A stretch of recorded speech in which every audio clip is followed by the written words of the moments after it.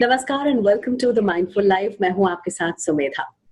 दोस्तों, किसी भी महिला की जिंदगी में ना दो इम्पोर्टेंट माइलस्टोन्स होते हैं। एक होती है मेनार्की एज, जब उसके पीरियड्स शुरू होते हैं, और एक होती है मेनोपॉज, जब उसके पीरियड्स खत्म होते हैं। इन दोनों ही फेजेस ऑफ लाइफ में हर महिला बहुत से फिजिकल और मेंटल चेंजेस से गुजरती है, और इन दोनों फेजेस में डाइट एक बहुत इंपॉर्टेंट रोल प्ले करती है। लेकिन हम में से ज्यादातर लोगों को इस बारे में पता ही नहीं होता, और अगर हमें पता नहीं होगा तो आगे चलकर बहुत सी हेल्थ कॉम्प्लिकेशंस हो सकती हैं। तो आज द माइंडफुल लाइफ में हमने इसीलिए इस सब्जेक्ट को चुना है, because we feel that it's a very less spoken topic and इसको लेकर अवेयरनेस भी बहुत कम है। So let's talk about it. और आज इस विषय पर चर्चा के लिए मैंने एक बहुत ही खास मेहमान को यहाँ शो में बुलाया है। मेरे साथ है अवंती देशपांडे, जो कि वेलकम अवंती जी, बहुत बहुत स्वागत है द माइंडफुल लाइफ में आपका। नमस्ते। अवंती के बारे में मैं आपको बता दूं, अवंती देशपांडे पूना से हैं और ये एक वहाँ की बहुत ही वेल नोन क्लिनिकल डाइटिशियन है, साथ ही एक होलिस्टिक हेल्थ एक्सपर्ट भी हैं। So I am glad to have you on the show Avanti ji. मेरा सबसे पहला जो सवाल आपसे वो यही है कि मिनार्की एज जो है, हमने अपनी दादी नानी से सुना था और हम पहले देखते भी थे 10 साल पहले कि पीरियड्स जो है वो 13-14 साल के बाद मिनार्की एज आती थी। लेकिन अभी हम देखते हैं कि 9-10 साल में ही मिनार्की एज आ जाती है, और बहुत मुश्किल होता है इस उम्र में इतने बड़े चेंज को एक्सेप्ट करना, क्योंकि एक लड़की न सिर्फ फिजिकल चेंजेस से गुजरती है बल्कि साइकोलॉजिकल चेंजेस भी एक्सेप्ट करने बहुत मुश्किल होते हैं। एज अ डाइटिशियन आपको क्या लगता है, क्यों आ रहा है ये चेंज? हाँ, नमस्ते एवरीबॉडी। स्मिता जी, आपने जो कहा वो बिल्कुल सही है। मिनार्की एज जो पहले था 13 या 14 ईयर्स, वो शिफ्ट होके अभी 10 ईयर्स हो गया है, specially girls of the urban population, मतलब जो सिटी में रहती है लड़कियां, ज्यादा गया है। अभी इसका कारण एक बहुत क्लियर है कि अर्बनाइजेशन की वजह से फास्ट फूड का खाना या फिर जंक फूड का खाना या फिर रोज हमारा जो बैलेंस डाइट है, रोटी सब्जी दाल चावल, जो हम लोग for ages we consume food.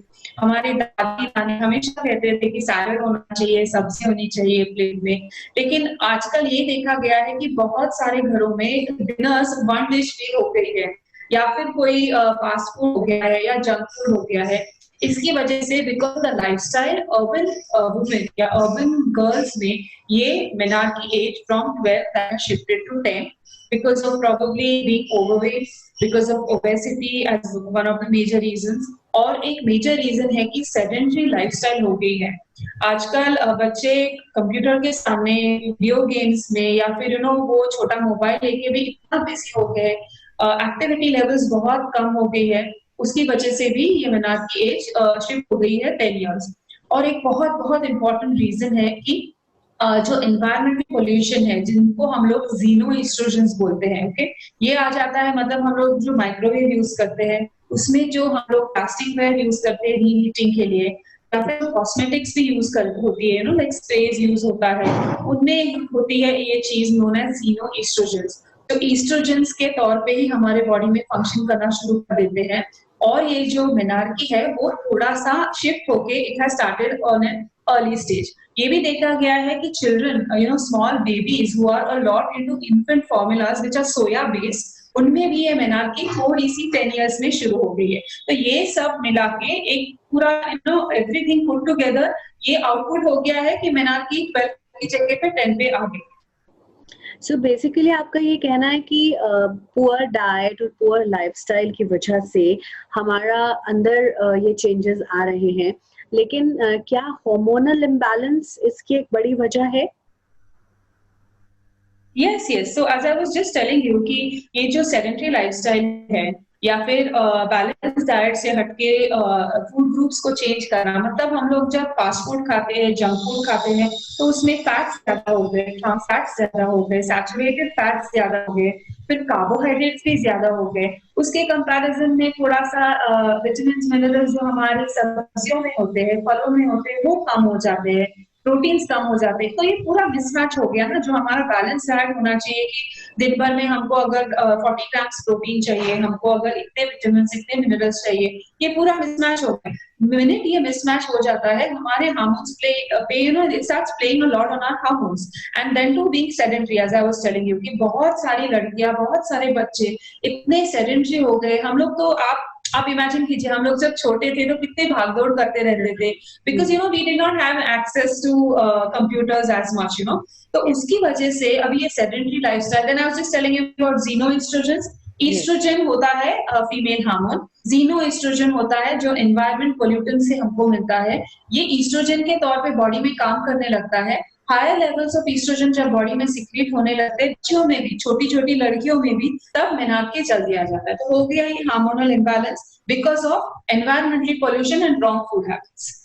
And imagine, इतनी कम उम्र में ही अगर हार्मोनल इम्बैलेंस हो जाता है, तो फिर आगे जब वो 20-25 साल की होती हैं, तो फिर जाहिर है कि वो जो नई नई बीमारियां आजकल हम सुन रहे हैं, पीसीओडी और पीसीओएस और इस तरह की बीमारियां तो आएंगी ही आएंगी। क्या हाल होगा उनका आगे चलकर?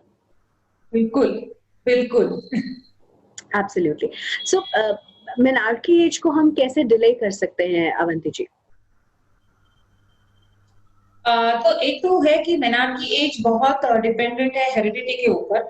तो ये भी होता है कि अगर आपकी you know in your family, मतलब जो लेडीज है या आपकी माँ है, उनको अगर पीरियड्स जल्दी जल्दी आ जाते हैं, तो फिर आपको भी चांसेस है कि पीरियड्स जल्दी आ जाएंगे।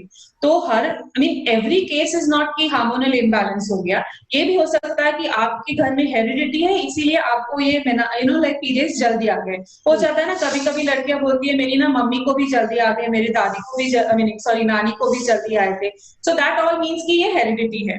अपार्ट फ्रॉम दैट, अगर ये चीज हो रही है बिकॉज ऑफ इम्बैलेंस, तो ये देखा गया है कि जो लड़कियां है ना, उनका जो वेट होना चाहिए, जो एज पे जो वेट होना चाहिए, उससे एक 10 या 12 किलो वो मेनार्की से पहले ही हो जाता है।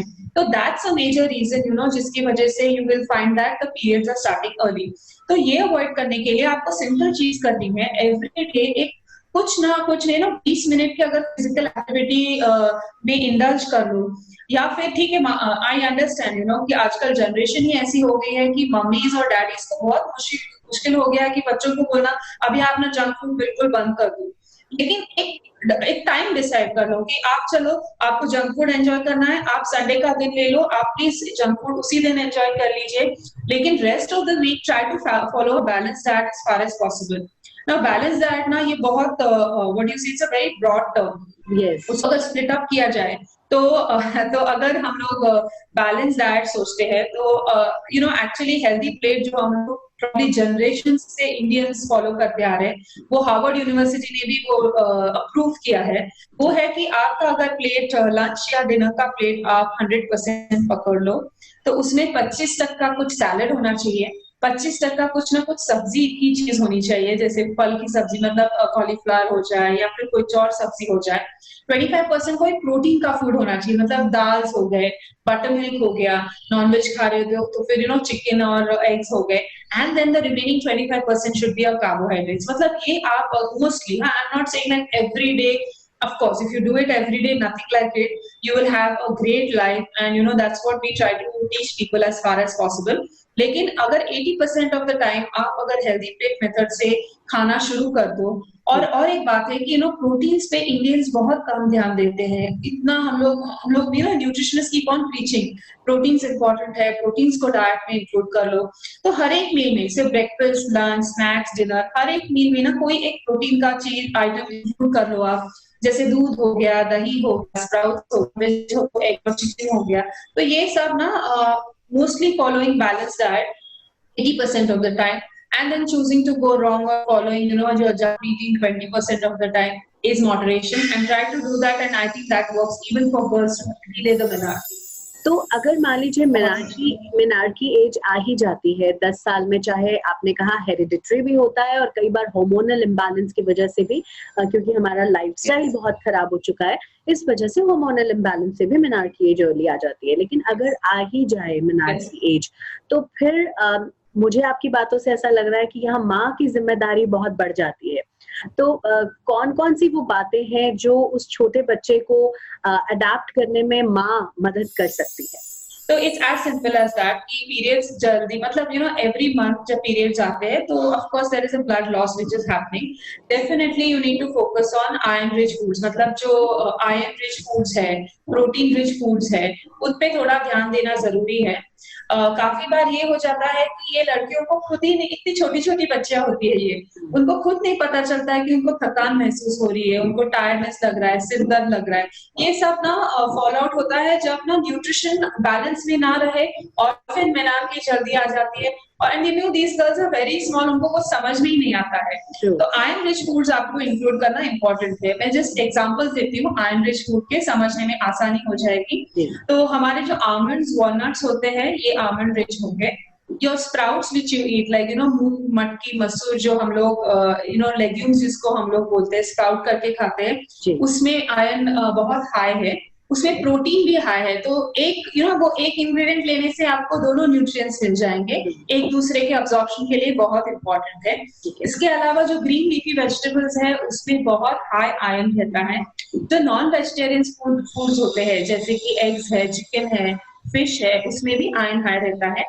और very high source of millet है जो रागी, नाचनी जिसको बोलते हैं। तो आप उसको बच्चियों को एक्साइटिंग बनाने के लिए या तो उसके पैनकेक्स बना दो, चॉकलेट रागी पैनकेक्स बना दो, अपने आप trying to give iron somewhere और द अदर।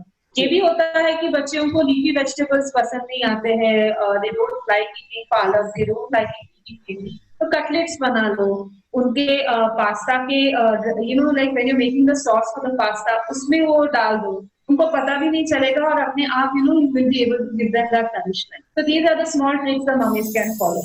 लाइफस्टाइल, क्योंकि गेम्स बंद हो गई हैं, इंडोर गेम्स बहुत ज्यादा शुरू हो गई हैं, फिजिकल एक्टिविटी बहुत कम है, लैपटॉप, टीवी और टैबलेट्स के आगे हम मैक्सिमम टाइम स्पेंड करते हैं।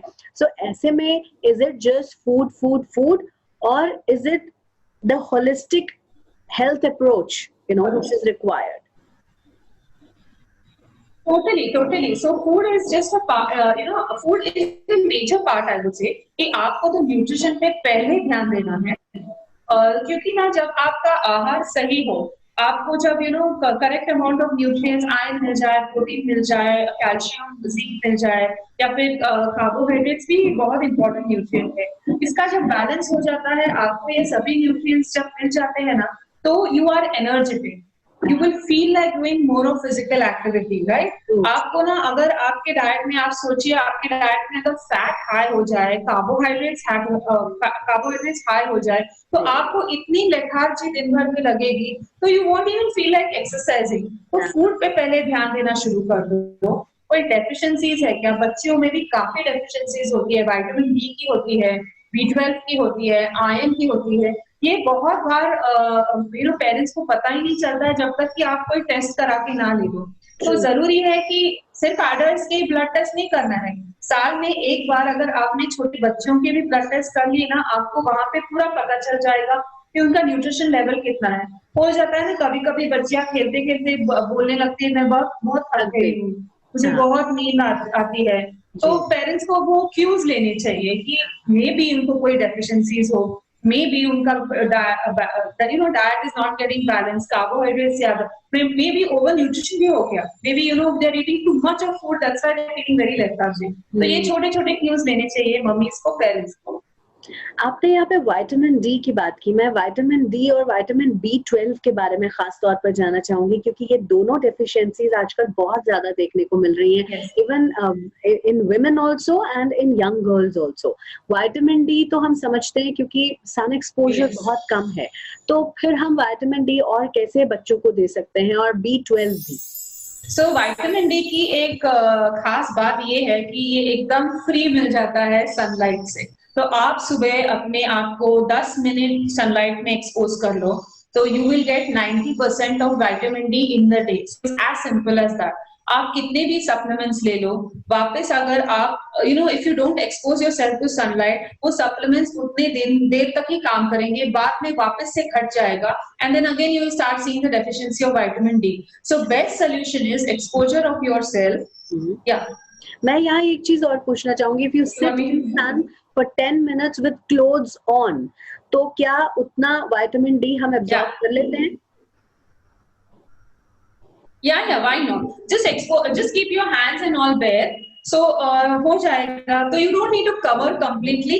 हाथ खुले छोड़िए, and from your so that's more than enough. And मैं जो sunlight की बात कर रही हूँ वो बहुत it's not a very heavy sunlight. मैं सुबह के 8:30 से 9 बजे की sunlight की बात कर रही हूँ, या फिर I'm talking about evening somewhere about 5 o'clock, 4:30 to 5 o'clock. इतनी भी धूप नहीं रहती है, लेकिन वो 10 minute is more than enough to get your vitamin D. और विटामिन B12 का भी ये है कि बहुत सारे वेजिटेरियन लोग ये समझते हैं कि वो वेजिटेरियन है, इसीलिए उनको विटामिन B12 की डेफिशिएंसीज है. तो व्यूअर्स, ये है कि वेजिटेरियंस और नॉन वेजिटेरियंस, अगर you don't have that factors which absorb vitamin B12 in the body, there's no point in simply taking it from the food. तो आपके बॉडी में एक इंट्रिंसिक फैक्टर होता है जो डिटरमाइन करता है कि आपका B12 का अब्जॉर्प्शन कैसे होगा. और बात है, हमारे लार्ज इंटेस्टाइन में बहुत सारे माइक्रो ऑर्गेनिजम्स होते हैं जिसको हम लोग गुड गट बैक्टीरिया बोलते हैं. आपने ये कभी सुना होगा. तो ये जो बैक्टीरिया है, ये हमारी बॉडी को इन्फेक्शन से प्रोटेक्ट करता है, पैथोजन से प्रोटेक्ट करता है, मतलब जो कुछ भी इन्फेक्शंस एनवायरमेंटल फैक्टर्स है उससे प्रोटेक्ट करता है, और ये न्यूट्रिएंट्स भी मैन्युफैक्चर करता है. और B12 एक ऐसा न्यूट्रिएंट है जो ये गट बैक्टीरिया खुद बना लेते हैं. तो गट बैक्टीरिया को इंक्रीज करना है. एक सिंपल ट्रिक जिससे आप गट बैक्टीरिया इंप्रूव कर सकते हो, वो है कि 1 कटोरी दही आपको दिन में लेना है, या फिर 1 ग्लास बटर मिल्क आपको दिन में लेना है. Your sorted out, your microflora is going to increase, gut bacteria improve हो जाएंगे, और B12 अपने शरीर में बनना शुरू हो जाएगा. So it's as simple as that again. Oh, so you mean to say कि हम दही और लस्सी अगर हम इसका प्रयोग करते हैं तो हम गट बैक्टीरिया को बढ़ा देंगे, जिससे अपने आप B12 हमारी बॉडी में जेनरेट होने लगेगा. Yes. Any other food item for B12? Unfortunately vegetarians में बहुत ज्यादा फूड आइटम्स नहीं है जो आपको B12 दे पाए, लेकिन नॉन वेजिटेरियन फूड्स अगर आप देखते हैं तो फिर हर एक नॉन वेजिटेरियन फूड में B12 रहता है, स्पेशली एग्स में, चिकन में, फिश में. Eggs and chicken more over is good source. अगर वेजिटेरियंस को कंसिडर ही करना है B12, तो फिर जो स्प्राउटिंग करते हैं हम लोग, मतलब जो मूंग है, मसूर है, मटकी है, जिसको हम लोग बांध के स्प्राउटिंग बोलते हैं, जो वो स्प्राउट्स आते हैं उससे B12 बढ़ जाता है. That is one of the major source for vegetarians. अभी तक अवंती जी की बातों से ऐसा लग रहा है the foundation has to be very very strong if we want to really delay the menarche age. और ये सब बातों को अगर हम ध्यान में रखते हैं तो हम अपनी बेटियों को एक अच्छी रिप्रोडक्टिव लाइफ दे सकते हैं. अब मैं आऊंगी अवंती जी मेंस्ट्रुअल साइकिल पे. ये भी एक बहुत इम्पोर्टेंट 7 डेज का जो टाइम है. इस दौरान छोटी बच्चियों को 3 साल या 4 साल से, अगेन क्योंकि मदर्स की रिस्पॉन्सिबिलिटी है, जैसी हैबिट्स डालेंगे वैसे ही आगे रहेंगी. तो शुरुआत से ही मैं जानना चाहूंगी किस तरह की डाइट देना शुरू करें, और खास तौर पे उन 7 दिनों में जब ब्लीडिंग बहुत ज्यादा होती है. हाँ, तो ये बात है सुमेधा जी, जब मेनार्की शुरू भी हो जाती है तो बहुत सारी मदर्स गेट वरीड कि पीरियड्स रेगुलर नहीं होंगे. उनको टाइम लगता है, मतलब the body is still getting adjusted. तो 1 साल तो लगता ही है एकदम ना एवरी मंथ पीरियड्स आने के लिए. फिर ये भी कंप्लेंट्स होती है कि पेन बहुत होता है, लेग पेन बहुत होते हैं, क्रैम्प्स आ जाते हैं, स्टमक क्रैम्प्स आ जाते हैं. तो ये सब चीजें हो जाती है जिसको हम लोग PMS बोलते हैं, या फिर पीरियड्स के टाइम पे भी आ जाती है ये सभी प्रॉब्लम्स. तो ये बात है कि आपको अगर PMS की प्रॉब्लम्स ज्यादा लग रही है या फिर क्रैम्प्स लेग्स पे ज्यादा लग रहे हैं, तो एक सिंपल है कि आपको कैल्शियम की डेफिशिएंसी है. तो कैल्शियम किन चीजों में मिल जाएगा आपको? बेस्ट है अगेन दही, best source of getting your calcium, because दही प्री डाइजेस्टेड फॉर्म में है, उसमें कैल्शियम भी है, एसिड भी है जो कैल्शियम का अब्जॉर्प्शन बढ़ाता है क्योंकि वो लैक्टिक एसिड बन चुका है. फिर ये हो गया एक best source is taking dahi at least, और butter milk once in the day. Next source is milk, of course we all know that. कई बच्चे मिल्क इंटॉलरेंट हो जाते हैं, तो उनके लिए कैल्शियम के सोर्सेज ये है, आलमंड्स हो गए, वॉलनट्स हो गए। फिर वापस जो मैंने नाचनी के बारे में या रागी के बारे में बोला था, वो कैल्शियम सोर्स भी है और आयरन सोर्स भी है। फिर नट मिल्क आजकल बहुत मिलने लगे हैं, जैसे आलमंड मिल्क मिलने लगा है, जो is again a good source of calcium, vitamin E eight the same time. तो ये अगर आप डाइट में इंक्लूड करना शुरू कर दोगे, समवेयर और the other you will start balancing out the calcium. तो दूध पीना बच्चों में बहुत बहुत जरूरी है। ये हो गया है कि कई लोग ना, कई बच्चियां या फिर कई मदर्स को ये लगता है कि उनके बच्चे मिल्क इंटॉलरेंट हो गए, लेकिन जरूरी नहीं है। आपको सोचना है कि रियली मिल्क इंटॉलरेंट है क्या, नहीं है तो फिर again milk still the best source of calcium, don't stop giving. Pre menstrual period की आपने अभी थोड़ी देर पहले बात करी। ये बहुत ज्यादा पेनफुल होता है बहुत सी महिलाओं के लिए, लड़कियों के लिए। कुछ लोगों को बहुत भयंकर मूड स्विंग्स होते हैं, कुछ लोगों को बैक एक्स होती हैं, कुछ लोगों को हेडेक होता है, इरिटेबिलिटी बहुत ज्यादा बढ़ जाती है। तो ये सब क्यों होता है और इससे how to deal with it? तो ये हो गया बेसिकली कई चीजें हैं उसके कारण, there are lot of deficiencies at the same time. First is the calcium deficiency which I was just telling you about, and the sources, अभी मैंने आपको पूरे सोर्सेज बताए कि किस चीज से आपको मिल जाएगा। उसके बाद एक ओमेगा 3 फैटी एसिड करके एक gaining a lot of importance these days. तो ओमेगा 3 फैटी एसिड्स आपको फ्लैक्स सीड से मिल जाएगा, मतलब जो जवस बोलते हैं हम लोग, उससे मिल जाएगा।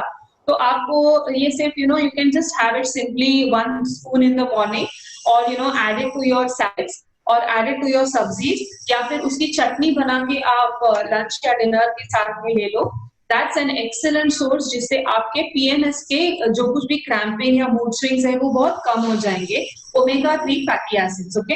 Next is vitamin E. Vitamin E की डेफिशिएंसी की वजह से भी आपको पीएमएस के प्रॉब्लम ज्यादा नजर आने लगेंगे। तो वापस से vitamin E rich in almonds, it is also rich in your fish, which is a very rich source, and of course these two are the major sources. और उसके अलावा one more thing which is very very important is if B complex, मतलब जो हमारे vitamin B1 है, B2 है, B6 है, specially B6, वो अगर अपने डाइट में कम हो जाते हैं तो भी पीएमएस की प्रॉब्लम नजर आती है। तो ये तो अगर महिलाओं को ये लगता है कि उनको ना पीएमएस का प्रॉब्लम बहुत ज्यादा लग रहा है 2-3 महीने से, तो सिंपली एक बी कॉम्प्लेक्स की आप टैबलेट ले सकते हो एक महीने के लिए, एंड देन आई थिंक आप better you start feeling better immediately, फिर आप इसको बंद कर सकते हैं। ये बहुत and again the last thing very important to avoid PMS is आपको रेगुलर एक्सरसाइज करना ही चाहिए। जितना आप एक्टिव रहोगे उतनी आपकी रिप्रोडक्टिव हेल्थ अच्छी रहेगी, और पीएमएस की जो प्रॉब्लम्स है वो एकदम, मैंने देखा है मेरे क्लाइंट्स में जो मेरे पास आते हैं, the minute they started exercising regularly, एकदम pain free period, no mood swings, they have not even realized when their periods have come and gone. That's the beauty of diet and exercise put together. वाह। और बहुत से लोगों को cramps की भी problem रहती है पीरियड्स के दौरान, तो उसके लिए अगर आप कोई नेचुरल पेन किलर्स हमें सजेस्ट कर सकें। एक्चुअली मैंने जैसे बोला कि आप अपने पहले डेफिशिएंसीज को कवर अप कर लो, उसकी वजह से you will just find a lot of relief. उसके अलावा there is a lot of जिसको हम लोग वात बोलते हैं, वात और these are prakritis are there. तो वात ज्यादा जनरेट हो जाता है ये पीरियड्स के दौरान। तो जो नानी का नुस्खा है, कंज्यूमिंग ओवा, अजवाइन, that is an excellent remedy. That is an excellent remedy to relieve your period cramps and period pains. Okay. And one more very important nutrient which I missed out is something which we call as magnesium. Okay, magnesium भी बहुत important है क्योंकि ये progesterone levels को बढ़ाता है अपने शरीर में। एंड मैग्नीशियम कहाँ से मिलेगा आपको? मैग्नीशियम सरप्राइजिंगली पाइनएप्पल में आपको मिल जाएगा। तो पाइनएप्पल में, सो कंज्यूमिंग पाइनएप्पल, कीवी फ्रूट, ये चीज अगर आप कंज्यूम करोगे तो आपको ना ये पीरियड्स की जो प्रॉब्लम है वो बहुत कम, मतलब if I sum it up, balance diet पूरे महीने आप ज्यादातर बैलेंस डाइट फॉलो कर लो। मतलब दिन में एक तो फ्रूट खा लो, 2 बार सैलेड्स ले लो, बैलेंस करके पूरा जैसे मैंने हेल्दी प्लेट समझाया वो ले लो, and I think you are good to go. आपको नेक्स्ट मंथ ही लगेगा कि this was really a pain free period, मुझे इतनी तकलीफ भी नहीं हुई। Right, right, right. अब इसके अलावा आजकल अवंती जी, जैसे हमने शुरुआत में भी बात की थी कि कुछ नई बीमारियों का नाम बहुत सुनने को मिल रहा है, जैसे पीसीओडी, पीसीओएस। और आप के बारे में जब मैंने पढ़ा तो मुझे पता चला कि आप खुद एक 90 डेज का PCOS programme, smart PCOS smart programme चला रही हैं। थोड़ा सा हमें इस बारे में बताइए, ये 2 बीमारियां कहाँ से आ गई और क्या है इनके सिम्टम्स? तो सुमेधा जी, जब मैंने काम मेरा शुरू किया एज अ न्यूट्रिशनिस्ट, तो ये मैंने देखा कि ज्यादातर महिलाएं जो मेरे पास आ रही थी, नॉट ओनली महिलाएं, जो छोटी छोटी बच्चियां भी, 13-14 ईयर्स की बच्चियां जो वेट लॉस के लिए मेरे पास आ रही थी, उन सबका एक कॉमन बेसलाइन रीजन था कि उनको हार्मोनल बैलेंस था। या तो उनके पीरियड्स इरेगुलर थे, या फिर थायराइड की प्रॉब्लम थी, या बहुत मतलब सडनली ओबेसिटी बढ़ गई है, या suddenly they put on weight. फिर उनको यहाँ चिन के एरिया पे थोड़े थोड़े बाल नजर आने लगे हैं, गायनेक के मेडिसिन उनके चल रहे हैं, इनफर्टिलिटी लग रही है। तो ये सब मिला के एक बात मुझे मतलब समझ में आई कि ये सब everything is a hormonal imbalance. तो यही है पीसीओडी। पीसीओडी मतलब जो सिर्फ ईस्ट्रोजन प्रोजेस्टेरोन से रिलेटेड प्रॉब्लम है, पॉलीसिस्टिक ओवेरियन डिसऑर्डर। डिसऑर्डर मतलब सिर्फ ना शुरुआत होती है उस चीज की, मतलब इरेगुलर पीरियड्स वगैरह, उसके बाद उसको अगर इग्नोर कर जाए, कि ध्यान ही ना दे उसके ऊपर, वजन बढ़ रहा है उसके ऊपर ध्यान ही ना दे, तो वो नेक्स्ट स्टेज पे मूव हो जाती है, जिसको हम लोग पॉलीसिस्टिक ओवेरियन सिंड्रोम बोलते हैं। सिंड्रोम मतलब क्या, कि पूरे एंडोक्राइन सिस्टम को अफेक्ट कर जाता है। मतलब आपके पीरियड्स तो इरेगुलर होते ही है, उसके अलावा आपको थायराइड की भी प्रॉब्लम हो जाती है, हाई कोलेस्ट्रॉल भी हो जाता है, और उसके साथ में आपको डायबिटीज भी you see diabetes like symptoms also, या फिर डायबिटीज के भी मेडिसिन आपको लेने पड़ते हैं। तो ये हो गया सिंड्रोम, पूरा आपका एंडोक्राइन सिस्टम डिसरप्ट हो गया है। तो ये होता है specifically women who are having PCOD move on to PCOS। And then I had seen कि ये जब मैंने स्पेशलाइज उनको 90 डे प्रोग्राम दिया, उनका डाइट पूरा का पूरा चेंज कर दिया, कुछ चीजें हैं जो ट्रिगरिंग फैक्टर्स है, दिस ऑल, हम लोग इस सबको इन्फ्लेमेशन बोलते हैं। मतलब हमारे शरीर में ऐसे इन्फ्लेमेशन हो गई है कि your hormones are completely disturbed, because आप एक्सरसाइज नहीं कर रहे हो, आपका डाइट इम्बैलेंस हो गया है, आपको काफी लेवल तक स्ट्रेस है, ये सब मिलके ये चीजें होने लगी है। And in urban population 1 in every 10 women is getting affected with PCOS। It is so rampant. तो हमने ये सोचा कि क्यों ना एक वुमेन को रिलीफ देने के लिए एक स्ट्रक्चर 90 डे प्रोग्राम बनाया जाए, ताकि आपके पीरियड्स रेगुलर हो जाए, वेट लॉस हो जाए। मैंने तो देखा है बहुत सारे लेडीज जो कंसेप्शन के लिए ट्राई कर रहे थे, वो 90 डे प्रोग्राम के बाद उनको कंसेप्शन पॉसिबल हो गया। So that's beautifully working, because उनको एक कॉन्फिडेंस भी आ जाता है कि चलो मेरा वजन भी घट रहा है, I am looking much more prettier, beautiful, and at the same time periods are getting regular and fertility chances increase. तो इसीलिए मैंने ये 90 days programme online and in person दोनों शुरू कर दिए हैं। ऐसा भी कहा जाता है कि पीसीओडी और पीसीओएस ये दोनों लाइफ टाइम डिजीजेस हैं, ये कभी ठीक नहीं होते हैं। अगर एक्सरसाइज वगैरह की जाए तो इन्हें कंट्रोल किया जा सकता है, पर क्या इसे खत्म भी किया जा सकता है? Yes, so that's a myth, Sumedha ji.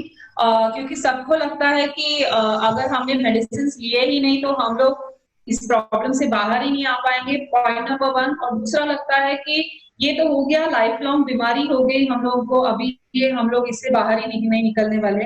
No, it's completely reversible. मैंने देखा है बहुत सारे महिलाओं को ये इससे बहुत फायदा हुआ है। और इसके अलावा हम लोग ये भी सपोर्ट देते हैं कि मैंने एक एक्सरसाइज वीडियो बनाया है जो हम लोगों को फॉरवर्ड करते हैं, रेसिपी बुकलेट बनाई है, ताकि आपको इंटरेस्टिंग लगे। वेट लॉस या कोई भी प्रोग्राम हो, वो ना मजा आना चाहिए करने में। आपका जो रेगुलर डाइट हो वही उसी में चेंज करते हैं हम लोग।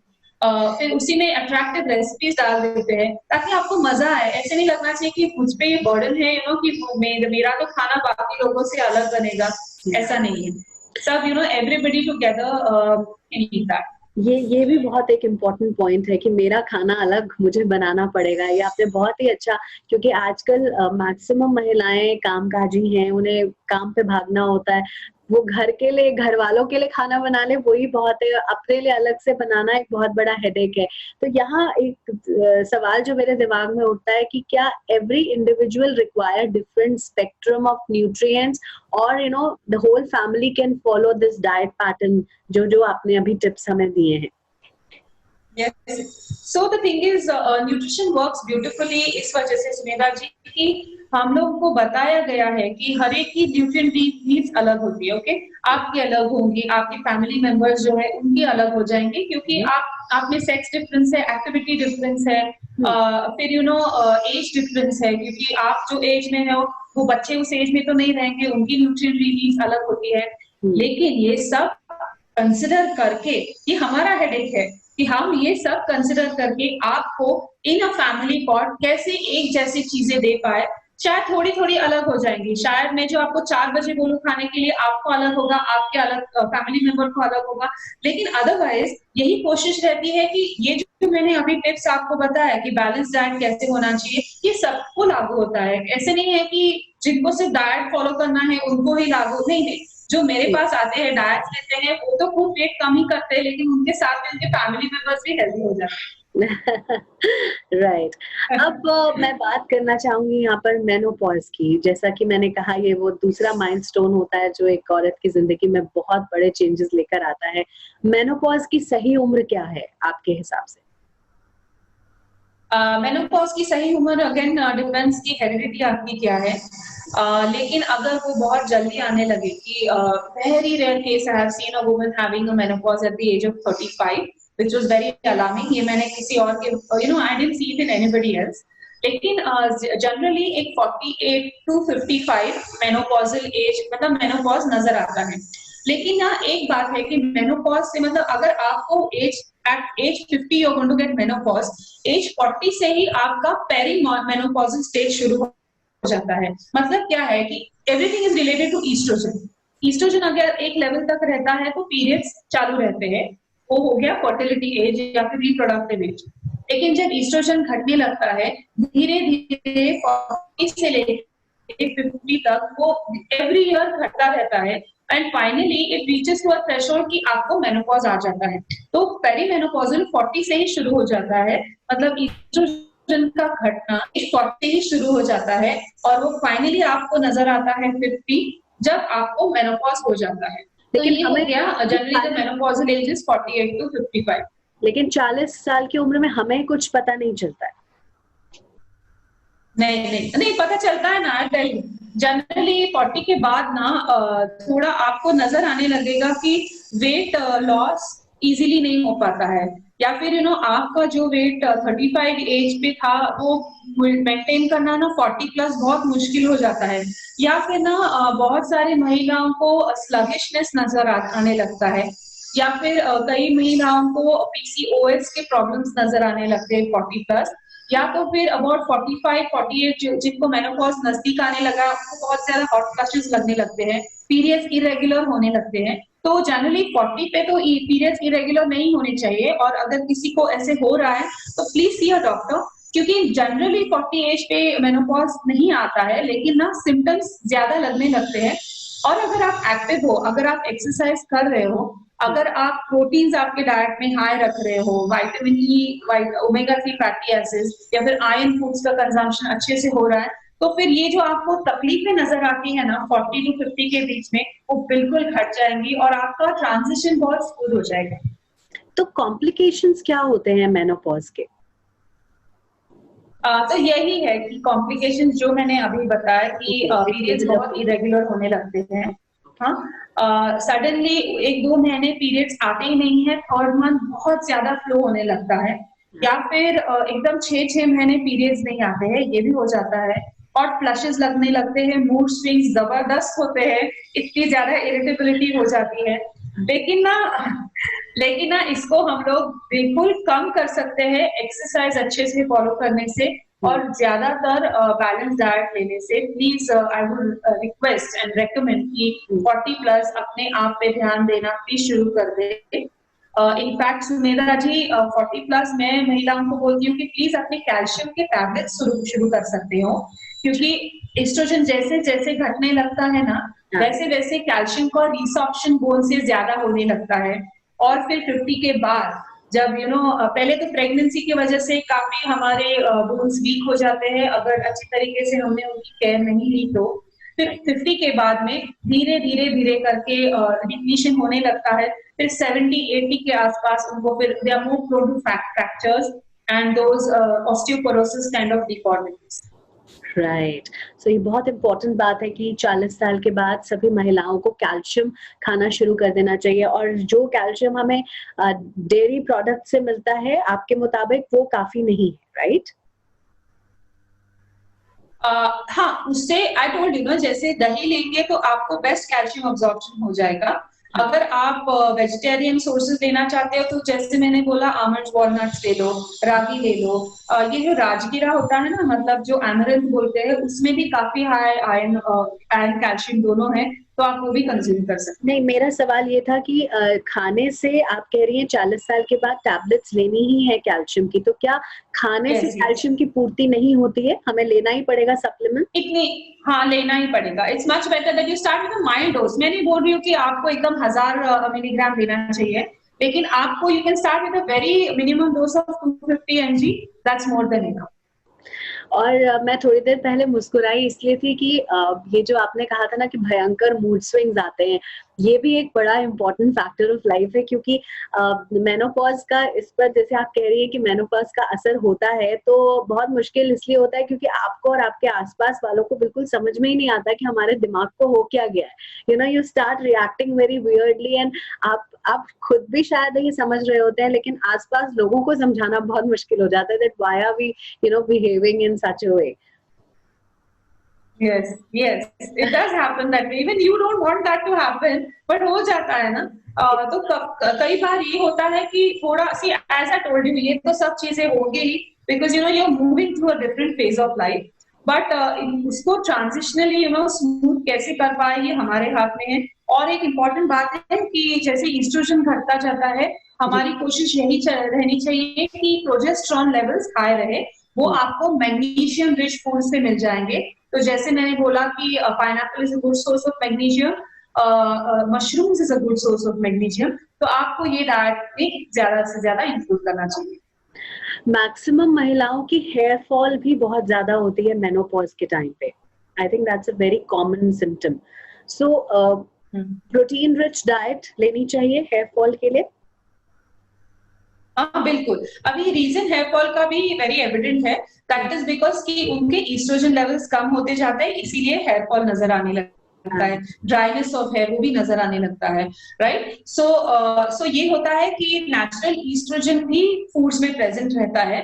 तो नेचुरल ईस्ट्रोजन हम लोग जो जैसे कि ये अपने चने रहते हैं, उसमें नेचुरल ईस्ट्रोजन काफी हाई है। या फिर हमारे जो स्प्राउट्स, जैसे मैंने बोला कि मूंग, मटकी, मसूर, ये जो स्प्राउट्स है उसमें भी काफी हाई नेचुरल ईस्ट्रोजन रहता है। तो ये जो स्प्राउट्स है या फिर प्रोटीन, ये हो गया ना प्रोटीन रिच ही, तो ये जो स्प्राउट्स हम लोग इंक्रीज कर लेंगे हमारे डाइट में, तो फिर ये ईस्ट्रोजन लेवल्स मेंटेन, या फिर एकदम से घटेंगे नहीं, घटेंगे भी तो धीरे धीरे घटेंगे। और उसके साथ में जैसे मैंने बोला कि मैग्नीशियम रिच फूड्स कंज्यूम करेंगे तो प्रोजेस्टेरॉन लेवल्स भी हाई रहेंगे, तो वो अपने आप थोड़ा सा बैलेंस हो जाएगा। एक चीज मेरे दिमाग में और सवाल उठ रहा है कि छोटी बच्चियां, जो जैसे हमने मेनार्की एज की भी बात की, और इवन ड्यूरिंग टिल मेनोपॉज, बहुत से लोग गर्म चीजें गलती से बच्चों को खिलाते हैं, तो क्या गर्म तासीर वाली चीजें कम खानी चाहिए, ठंडी चीजें ज्यादा खानी चाहिए, इससे फर्क पड़ता है? For small children? Yes. No, not at all. It does not really apply to small children as such. अगर आपके फैमिली में हिस्ट्री है कि काफी बॉडी हीट है, या फिर बच्चों में होता है ना कि बॉडी हीट बहुत ज्यादा रहती है, फिर सिर्फ उन केसेस में आई वुड से कि आपको सोचना है कि थोड़ा सा कम करते हीट वाली चीजें, जो बोलते हैं गर्मी जो बढ़ाते हैं शरीर में वो। लेकिन अगर आप पानी अच्छे से कंज्यूम करते हो डाइट में, ये भी है कि अगर आप पानी कम कंज्यूम करते हैं तो फिर बॉडी हीट ज्यादा बढ़ती है, और फिर आपको ना स्पेशली छोटी बच्चियों को एक्ने बहुत नजर आने लगते हैं एज ऑफ 13-14। तो एक बहुत सिंपल सोल्यूशन है एक्ने के लिए, आपके डाइट में फ्रूट्स एवरीडे 2 होने ही चाहिए, और a bowl of salad in the lunch, a bowl of salad in the dinner, and 10 से 12 ग्लासेस वाटर के आपको कंज्यूम करने ही हैं। आप देख लीजिए आपके 1 महीने में एक्ने कम हो जाएंगे। पानी भी शायद सबसे ज्यादा मिसिंग न्यूट्रिएंट है हमारे फूड हैबिट्स या लाइफस्टाइल में। Totally, yes, true true. Yes. So एक चीज मैं आपसे और जानना चाहूंगी, फाइबर रिच डाइट भी डाइटिशियंस बहुत रेकमेंड करते हैं कि फाइबर रिच डाइट हमें खानी चाहिए, लेकिन अक्सर देखा गया है जब आप बहुत ज्यादा फाइबर लेते हैं तो आपको काफी गैस और कॉन्स्टिपेशन की भी प्रॉब्लम हो जाती है, यस, तो उससे हम कैसे छुटकारा पा सकते हैं? यस। तो ये बात है कि फाइबर रिच फूड लेना है, इसका मतलब ये नहीं कि आपको सिर्फ सैलेड्स ही खाने हैं। मैंने जैसे बोला कि बैलेंस होना चाहिए, तो कुछ रॉ चीजें हो गई, कुछ पकी हुई सब्जी हो गई, फिर आप जो स्प्राउट्स खाते हैं उसमें से भी आपको मिल जाएगा, फाइबर मिल जाएगा। फिर आप अगर रोटी खाते हो तो उससे भी आपको फाइबर मिल जाएगा। तो ये कुक्ड फॉर्म में हो गया ना। तो अगर आपको ये लग रहा है कि आपको रॉ सैलेड्स खाने की वजह से तकलीफ हो रही है, तो उसका ही सूप बना लो, नो प्रॉब्लम, आपको फाइबर उससे भी मिल जाएगा। आप जो सब्जियां खाते हो, मतलब सैलेड मत खाना फिर उस टाइम, जो आप सब्जियां खाते हो, जो फल सब्जियां होती है जिसको हम लोग बोलते हैं, भिंडी हो गई, या फिर गवारी हो गई, या फिर योर कॉलीफ्लावर हो गया, कैबेज हो गया, उसको ज्यादा क्वांटिटी में ले लो, सैलेड्स मत खाना, अपने आप आपको फाइबर वहां से भी मिल जाएगा। तो सोल्यूशंस तो बहुत है, जरूरी नहीं है कि डाइट पे चले जाए तो सिर्फ ज्यादा फाइबर खा ले, उसको बैकफायर होता है। ज्यादा प्रोटीन भी ले लिया तो वो भी बैकफायर होता है, उससे भी बहुत पेट बिगड़ जाता है। तो ज्यादा, so on bottom line what I have to say is कि आपके इसमें फाइबर होना ही है, तो 5 servings of fruits and vegetables in the day, सब्जी के फॉर्म में, सैलड्स के फॉर्म में, या रॉ फ्रूट्स के फॉर्म में। आपके हर एक मील में प्रोटीन होना चाहिए, और लंच एंड डिनर में प्रोटीन्स भी होने चाहिए, और कार्बोहाइड्रेट जैसे रोटी है, राइस है, वो भी होना चाहिए, और घी बिल्कुल ले ले डाइट में, उसको इग्नोर ना करें। ओह! तो घी लेना भी उतना ही इम्पोर्टेंट है। ये भी एक मिथ है कि Yes, घी बिल्कुल नहीं खाना है, those who want to reduce weight. yes, yes. And one more tip, Sumedha ji, for all the lady viewers. Yeah, If you are 40 plus yeah. and if you want a smooth transition, आपको आराम से आपके 40 to 50 का transition चाहिए, तो सुबह उठ के 1 चम्मच पतला किया हुआ घी पी लीजिए, उसके ऊपर गर्म पानी पी लीजिए। You will be surprised to see कि आपके जो कुछ भी आपको क्रैम्पिंग, या फिर जो आपको मेनोपॉजल प्रॉब्लम्स लग रहे हैं ना, वो बहुत कम हो जाएंगे, क्योंकि घी में प्रॉपर्टीज है हार्मोन को बैलेंस करने की। Oh, is it? So, this has yes, to be done every day? Every day. तो you don't have to worry कि आपका कोलेस्ट्रॉल बढ़ेगा क्या, कि आपका वजन बढ़ेगा। सिर्फ आपको एक छोटा चम्मच, मतलब 1 टीस्पून भर के पतला घी ऐसे ही पी जाना है, उसके ऊपर गर्म पानी ले लो, 1 घंटे तक कुछ भी मत ले लो, फिर आपके दिन की शुरुआत कर दो। आपको 1 महीने में ही फर्क नजर आने लगेगा। बाल भी जो ड्राई होते हैं बिकॉज ऑफ मेनोपॉज, वो भी they also start getting a shine. हम लोग बहुत बार ना फैट को इग्नोर कर जाते हैं, फैटी फूड नहीं खाना है, नहीं खाना है। वो बहुत इग्नोर करने से ना हम लोग तो पतले रहते हैं, लेकिन चाम भी पूरा चला जाता है। मैं सभी व्यूअर्स को यही कहूंगी, हमारी जो फीमेल व्यूअर्स हैं, कि please incorporate these tips in your diet, and please do come back with the feedback after a month, and we'll definitely convey this to Avanti ji कि अगर आपने इन सब चीजों में कुछ भी incorporate किया डाइट में, तो आपको वो फर्क जरूर नजर आएगा। और अवंती जी से आप लोग हमेशा कंसल्ट कर सकते हैं, ये ऑनलाइन कंसल्टेशंस भी देती हैं, इन पर्सन भी देती हैं। So you just you feel free to contact her, क्योंकि इस तरह की जो टिप्स हैं वो इनकॉर्पोरेट करने से ही हम अपने लाइफस्टाइल में वो बड़ा चेंज लेकर आ सकते हैं। Thank you so much for this such important information, Avanti ji. Thank you very much. Thank you. My pleasure. So stay healthy, stay blessed, and keep that smile on your face, because guys, in any case, stress takes away everything. So why not just smile and face the challenges of life? So much love and laughter to all of you. आज के लिए बस इतना ही। देखते रहिए the mindful life. नमस्कार।